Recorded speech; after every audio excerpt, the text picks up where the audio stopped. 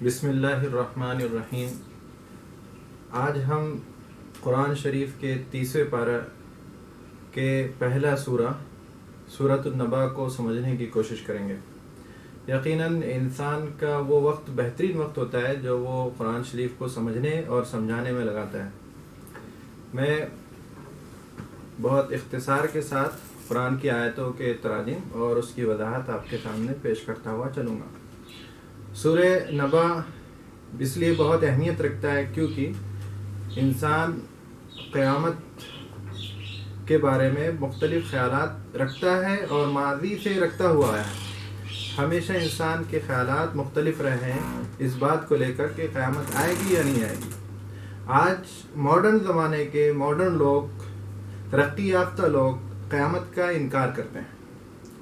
یہود، نصارہ اور دوسرے جو ادیان ہیں وہ اس بات کا اقرار کرتے ہیں کہ قیامت آئے گی، لیکن ہر ایک کا کنسیپٹ، ہر ایک کا نظریہ اس بات کو لے کر مختلف ہے کہ قیامت جب آئے گی تو اس وقت کون لوگ کامیاب ہوں گے، اور اس دن صرف اور صرف کس کی حاکمیت چلے گی؟ صرف اللہ ہی کی حاکمیت چلے گی، وہی مختار کل ہوگا، یا اس کے علاوہ اس کے معاونین بھی ہوں گے جو اپنے اعتبار سے فیصلہ لیں گے یا نہیں۔ سورہ فاتحہ میں مومن بندہ، جب ہم سورہ فاتحہ ہم روز پڑھتے ہیں اور کئی بار پڑھتے ہیں، اس میں ہم کہتے ہیں مالکی یوم الدین، اے پروردگار قیامت کے دن کا تو ہی مالک ہے۔ یعنی ایک مومن بندہ اس بات کا اقرار کرتا ہے کہ قیامت آئے گی، ضرور آئے گی، جس طرح انسان پیدا ہوتا ہے اور پھر موت کا مزہ چکھتا ہے، اس دنیا سے چلا جاتا ہے۔ چاہے کوئی بادشاہ ہو، چاہے کوئی فقیر ہو، چاہے کوئی عالم ہو یا کوئی جاہل ہو، چاہے کوئی سلطنتوں کا مالک ہو یا کوئی بالکل خالی ہاتھ ہو، ہر ایک اس دنیا میں آتا ہے اور وہ اس دنیا سے چلا جاتا ہے۔ تو وہ زمین جس پر وہ انسان بستا ہے، جس پر وہ زندگی گزارتا ہے، جس زمین سے وہ اپنی ضروریات کو پوری کرتا ہے، تو کیا وہ زمین ہمیشہ ہمیشہ باقی رہے گی یا اس کا بھی کوئی منتہا ہے، اس کا بھی کوئی دا اینڈ ہے یا نہیں؟ ان تمام سوالات کو، ان تمام کنسپٹ کو قرآن میں اما یتساءلون بہت ہی سورۃ النبا بہت ہی واضح انداز میں ان تمام کنسپٹ کو کلیئر کرتا ہے۔ آئے ہم اسی کو سمجھیں۔ جیسی سورہ نبا شروع ہوتی ہے، ابتدا میں ہی سورہ نبا کہتی ہے کہ اما یتساءلون، یہ انسان، یہ لوگ آپس میں کس بات کو لے کے چیمے گوئیاں کر رہے ہیں، کس بات کو لے کر اپنے خیالات کا اظہار کر رہے ہیں؟ قیامت آئے گی اور ضرور بھی ضرور آئے گی۔ پھر اس کے بعد سورہ نبا انسان کو دعوت دیتی ہے کہ وہ غور کرے اپنے آپ پر، اپنے آس پاس کی چیزوں پر، اور اگر صحیح سے انسان غور کرے تو وہ اس نتیجے پہ پہنچے گا کہ یہ دنیا فانی ہے، اس دنیا کو ختم ہونا ہے اور قیامت کو آنا ہے۔ اس جہاں پر غور کرنے پہ پتہ چلتا ہے کہ یہ دنیا کتنی سسٹمیٹک انداز میں بنائی گئی ہے۔ زمین کو چلنے پھرنے کے لیے ہموار کیا گیا، توازن بنائے رکھنے کے لیے جگہ جگہ پہاڑ بنائے گئے، دن و رات کا ایک نظم قائم کیا گیا تاکہ زندگی ڈسپلین کے ساتھ گزرے، انسان اپنے وقت کو منظم بنا سکے۔ سورج، چاند اور دیگر سیارے بنائے گئے، بارش کو آسمان سے برسایا جاتا ہے، زمین کے اندر سے اناج آتی ہے، انسان دانہ بوتا ہے، بیج بوتا ہے، اور وہ دیکھتے ہی دیکھتے لہلہاتی ہوئی فصل اس سے نکل آتی ہے۔ یہ ایک نظام ہے۔ اگر ہم ان پر غور کریں، اور ہر وہ شخص جو اس پر غور کرے وہ انکار نہیں کر سکتا کہ اس سسٹم کو کسی نے نہیں بنایا۔ چھوٹی سی چھوٹی چیز ایسی نہیں ہے جو بغیر بنائے بن گئی۔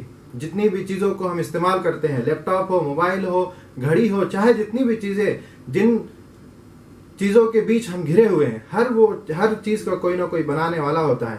تب اس بہترین کہکشاں، اتنی بہترین خوبصورت کہکشاں، زمین و آسمان اور ان کا نظام کیا کسی کے بنائے بغیر ہی بن گیا؟ اللہ نے اسے بنایا ہے۔ اور ایک دن وہ اسے ختم کر دے گا. ایک سور پھونکی جائے گی اور دیکھتے ہی دیکھتے یہ ساری چیز ختم ہو جائے گی. جہنم باغی، نافرمان، گنہگار لوگوں کے انتظار میں ہے. ایسے لوگوں کا ٹھکانہ جہنم ہے، اسی میں وہ رہیں گے. اس میں آرام کا ادنا سا بھی سامان نہیں ہے، آرام کا ادنا سا بھی سامان مہیا نہیں ہے. پینے کو پانی تک نصیب نہیں ہوگا، پانی کو پینے تک نصیب نہیں ہوگا. دہکتی آگ سے راحت کے لیے تھوڑی بھی ٹھنڈک نہیں ہوگی. بھوک لگے گی تو بھوک مٹانے کے لیے کوئی چیز میسر نہ ہوگی، بلکہ پیپ اور زخموں سے رشتہ ہوا خون اور مواد ہی ہوگا. آپ تصور کیجئے کہ آپ ایسی جگہ پر ہیں جہاں نہ سایہ ہو، دھوپ سے بچنے کے لیے نہ سایہ ہو، پیاس بجھانے کے لیے نہ پانی ہو، نہ بھوک مٹانے کے لیے کوئی کھانے کی چیز ہو. تو وہاں انسان کیسے زندگی بسر کر سکتا ہے؟ اگر ہمیں آج یہ معلوم ہو جائے کہ کل دکانیں بند ہوگی، بازار بند ہوگا، کھانے پینے کی سامان نہیں ملیں گے، کھانے پینے کی چیزیں میسر نہیں ہوگی، تو ایک عقل مند انسان اور ہم اور آپ میں کا ہر ایک شخص کل کا نظم آج ہی کرنا شروع کر دیتا ہے اور آج ہی ان چیزوں کو گھر میں اکٹھا کر لیتا ہے، گھر میں جمع کر لیتا ہے جو کل میسر نہ ہوگی. تو یہ جان لیں کہ یہ زندگی اور اس کی آسائش، یہاں کا سامان، یہ ہمارا آج ہے، یہ ہمارا آج ہے، اور کل قیامت ہے. ہمارا کل قیامت ہے اور یہ آج فنا ہو جائے گا اور قیامت باقی رہے گی.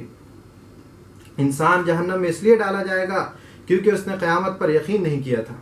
اگر یقین کیا بھی تھا تو اس کے ذہن میں، اس کے دل و دماغ میں تذبذب تھا، وہ شک میں مبتلا تھا، یا پھر اس نے یہ سن تو لیا، یہ سمجھ تو لیا کہ قیامت آئے گی، لیکن اس کے اعمال ویسے نہیں تھے کہ یہ کہا جا سکے کہ یہ انسان کسی آنے والے دن کی تیاری کر رہا ہے، بلکہ وہ گناہ کے راستے پر بھٹکتا رہا، گناہ پہ گناہ کرتا رہا، اور اللہ نے اس کی ایک ایک حرکت کو لکھ لیا. آج قیامت کے دن اس کے ہر گناہ کی سزا اسے ملے گی. اسے اپنے ہر کیے کا مزہ چکھنا ہوگا، کیونکہ اس کے رب العالمین نے اس کے سارے نام اعمال کو لکھ رکھا ہوگا. جس انسان نے اللہ کے احکام کا لحاظ کیا ہوگا، جس انسان نے اللہ کے بتائے ہوئے راستے پر اپنی زندگی گزاری ہوگی، تقوی کا راہ اختیار کی ہوگی، احسان کا راستہ اختیار کیا ہوگا، گناہ سے بچتا رہا ہوگا، اسے اعلیٰ سے اعلیٰ نعمتوں سے نوازا جائے گا. آرام کے بہترین سامان میسر ہوں گے. نیک لوگوں کو ان کی نیکی کا انعام ملے گا.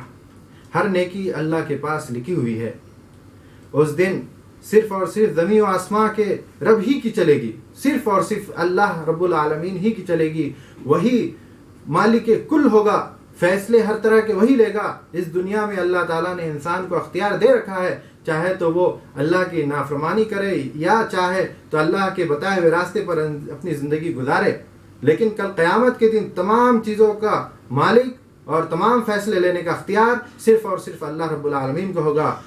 اور اس کا جلوہ، اس کا رعب اور اتنا زیادہ ہوگا کہ تمام فرشتے صف بندی کیے ہوئے کھڑے ہوں گے.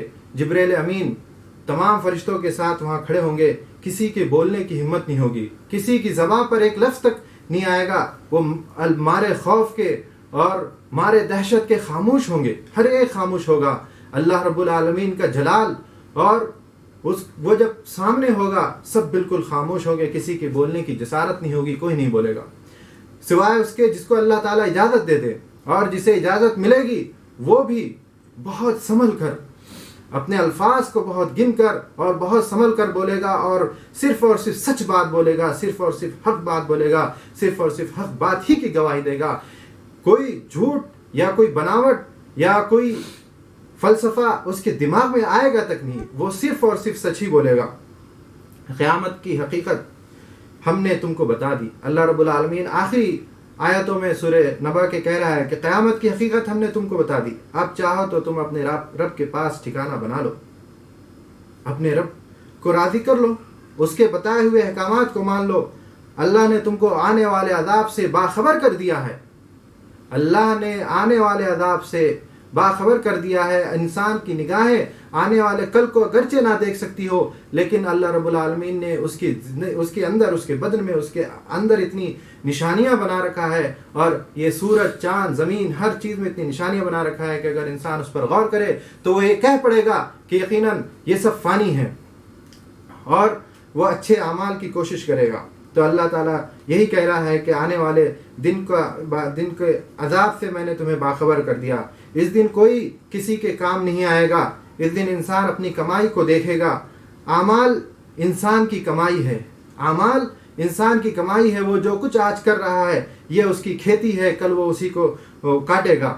اچھے اعمال اچھی کمائی ہے، برے اعمال نقصان دہ کمائی ہے. گنہگار، نافرمان صرف پچھتائیں گے اس روز اور سوچیں گے کاش میں مٹی بن جاؤں، کاش میں مٹی بن جاؤں. وہ اس طرح سوچیں گے. جب اس دنیا کی حقیقت ہمارے سامنے واضح ہے، جب یہ پتہ ہے کہ یہ فانی ہے، جب ہم یہ نہیں جانتے کہ ہمیں آج موت آنی ہے یا کتنے دن ہمارے پاس باقی ہے، تو کیوں ہم اس میں کھو کر اپنے رب کو بھول جائیں؟ کیوں ہم اس میں اپنے آپ کو فنا کر دیں؟